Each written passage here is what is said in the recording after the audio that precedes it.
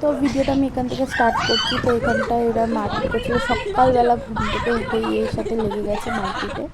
তো আবার লুঙ্গি টুঙ্গি গুছিয়ে নিয়ে আবার চাদর মুড়ি দিয়ে, যেহেতু এসি চলছিল, আবার শুয়ে পড়েছে। তারপর এখানে আমরা গল্প করছিলাম, রেডি ফেডি হয়ে বেরিয়ে গেছিলাম পরোটা খেতে।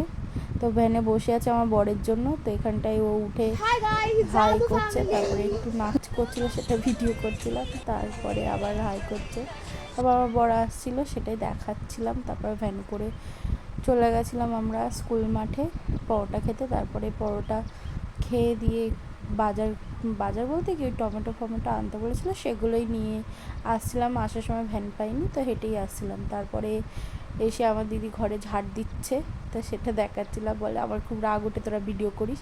তারপরে এই আবার জানলা থেকে মানে এপার থেকে ওপার হচ্ছে, দরজা বন্ধ থাকলে। কালকে রাত্রিরে ওরা এরকমভাবেই ঘরে ঢুকেছিল, সেটা দেখাচ্ছে। তো সিসিটিভি ক্যামেরায় দেখে নিয়েছিল দাদা, তা সকালবেলা বকেছিল করে ওটা করে আমরা সবাই পুকুরে স্নান করতে যাচ্ছিলাম।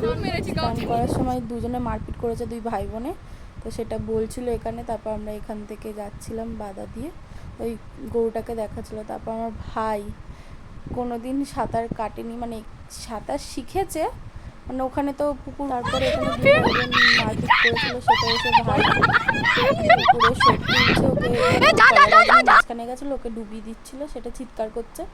তারপর এখানটা আমরা সবাই স্নান করছিলাম। তো আমার দিদি ওপরে বসে বসে ভিডিও করেছে, ও স্নান করেনি। তারপর এখানে আমার ভাইয়ের প্যান্ট খুলে যাচ্ছে, বড় প্যান্ট পরেছে। তারপরে বলটাকে এসে নিয়ে গেল। তো তারপর স্নান টান করে আমরা বাড়িতে মানে ঘরে গিয়ে খেয়ে দিয়ে রেডি হয়ে বেরিয়ে পড়েছিলাম বাড়িতে। তারপর ভিডিও করা